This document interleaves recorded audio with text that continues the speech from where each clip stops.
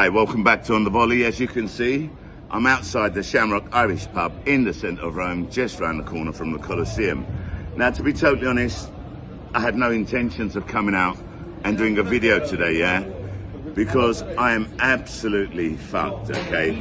I had a great bunch of lads that were over, okay, from England and Wales.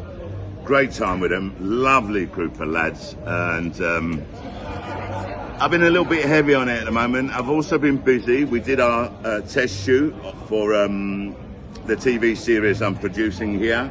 I think I said we're doing it, so we're going with that. Plus I'm doing stand-up comedy, so I don't really have a lot of time. Keeper is basically swept off his feet. Anyway, let's get back to us, yeah? What I'm here to talk about today. Basically, I'm here to talk about Ange Postecoglou. I saw an article, I watch news, 24-hour news, yeah, I read the comments on there, and obviously I've got Ange on there, so I basically read and try to keep up with what's happening with Ange, yeah? And I saw an article about what Jamie O'Hara had to say. Jamie O'Hara called Ange a fraud. I say bollocks to that, okay? Now, no offence, Jamie O'Hara, just like anyone, and how I've always said, has a right to his opinion, okay? And we can agree to disagree. Me personally, sorry, bollocks, mate. I don't agree with you, okay? And that is my way of looking at things. And I'll tell you why, because I honestly can't understand how you cannot take into account the amount of injuries that guy had during the season. Yeah, he finished 17th. Yes, it wasn't acceptable, but it was a strange season, okay? He spent most of his season without his two central defenders, Van der Ven and Romero. He's had to put kids in there, okay? Ange won him a trophy. That is no small feat. Okay, he won him a trophy after 17 seasons without winning a trophy. And the one that he won was a Mickey Mouse one. I think it was a League Cup or something, yeah?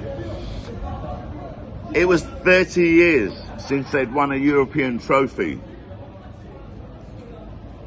That in itself is a fucking miracle. Now you're talking about, Jamie O'Hara's talking about the fact that, you know, he saw the games, okay, and they weren't great games, they were shit.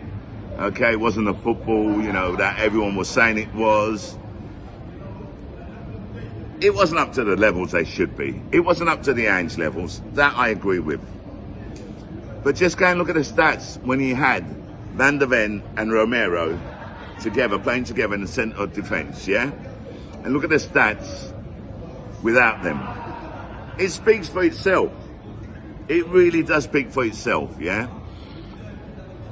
And I'm surprised, okay, so my question is this, you know, I got a lot of respect for Jamie O'Hara. I watch Talk Sport, you know, I listen to it, and it's interesting, yeah. I mean, sometimes it's a little bit, I don't know, I don't even know the word for it, yeah, okay, more of a comedy at times, yeah, and I suppose that makes it, you know, that makes it what it is, yeah. You need a bit of a laugh as well, yeah, with the phone-ins and that. Now, my question is this. Does Jamie honestly believe what he's saying? Does he honestly think that? Or has he said that because he knew it would create news?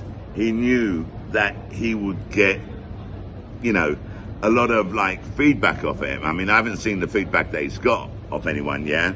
But as soon as I saw it, I'm at home relaxing, and I thought, nah, fuck this, man. I can't let that go, yeah? I can't. I have to say what I think.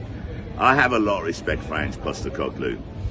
I believe in that guy, okay, 100%. And I believe that he's going to shut his doubters up. And I've said that, and I'll keep saying it. I've said it on every video I've done about Ange, okay? And I don't care if, and I'm repeating myself again, yeah? If people say that I'm looking at it with Ange Postecoglou tinted glasses, Fuck if I am. I don't care. I just see the way he's trying to implement the game. We saw in the first 10 games of the season when he took over Spurs, yeah? They were flying. Then he had injuries.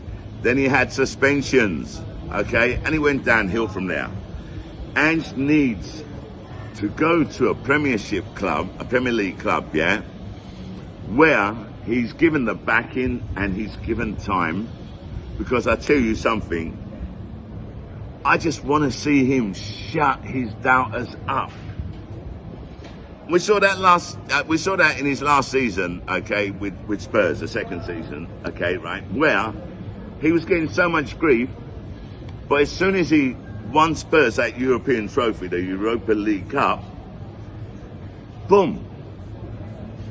Everyone changed their idea about him. The Spurs fans wanted him to stay. He was getting, like, you know, positive comments, positive feedback. He was also getting negative feedback, let's be honest, yeah? Okay? But a lot of the negatives, he turned to the positive. Thanks to that cup. And you saw the parade, yeah? The Spurs fans had been dreaming about something like that. And they were nowhere near it. You look at it, Antonio Conte couldn't bring it home.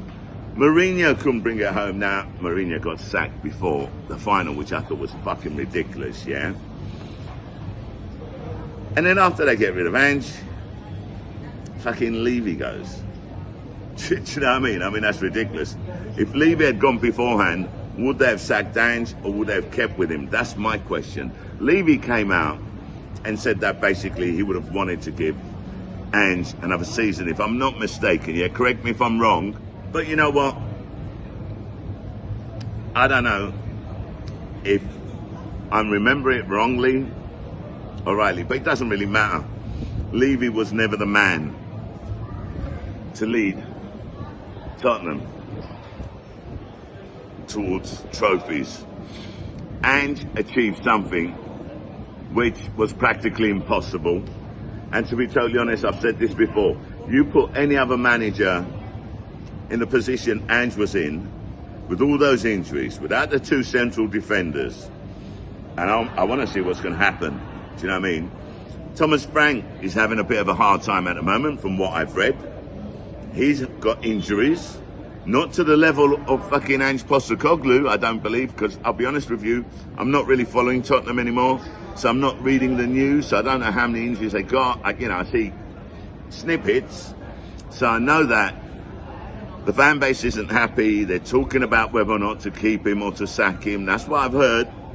And I know he's got injuries. But I'm thinking, fuck's sake, man. I'm pretty sure he doesn't have the injuries that Ange Postecoglou had. So he's already struggling, according to the fans. But even Thomas Frank, he needs to be given more time. He needs the board to give him time and to back him. And then see how they go. I've said this so many times, I think Tottenham fans are too entitled. And to be totally honest, I don't understand why, because, you know, they hadn't won anything until Ange, so they had no right to feel entitled. Now I understand that they've won a trophy, they've had a taste for success, and they want more. That makes sense. I can understand that, okay? And if I was a Tottenham fan, thank God I'm not, but if I was, I'd be the same. Taste of success, we want more. So we'd be pushing our club to achieve more, yeah? But for Thomas Frank to achieve that, okay, maybe they need to dip into the market in January, which is a difficult market, yeah?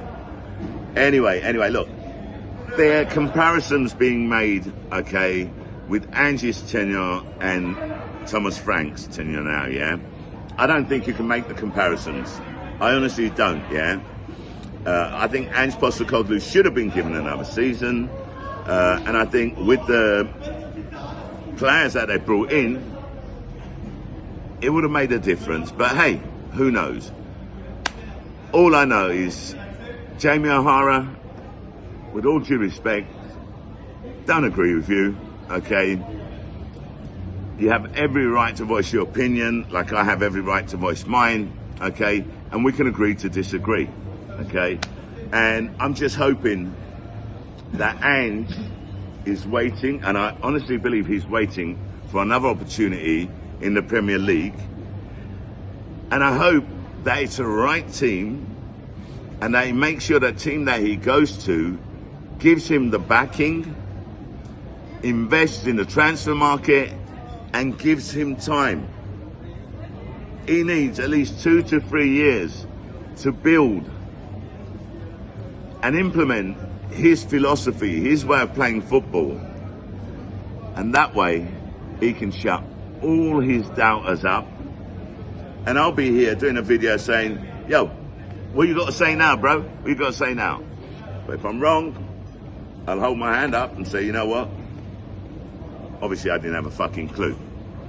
But if I had to bet on the two, I'm betting on me being right. Anyway, that's it from me. Yeah, short and sweet, okay? May as well have a couple of drinks now and, you know, just think about my stand-up in the week. Shah, I'm out. Hold on, before I go, sorry, oh dear, how can I forget this? I want to give a shout out to Tracker, who, you know, we exchange messages and that, okay, over the years. He finally came over to Rome from Victoria. Lovely lad. We had a great time, yeah? And Tracker, love to you and love to your people, man, okay? Just make sure that they know that they've all got love coming from Rome, yeah? And Paddy, I said I was going to ring you up, man, but I was fucked, bro. I was fucked. I will do. And one more, Mark Nugent, bro. I know I said I'll be coming down at some stage, but I'm fucking snowed under. But when I do come over, let you know. Shah, I'm out.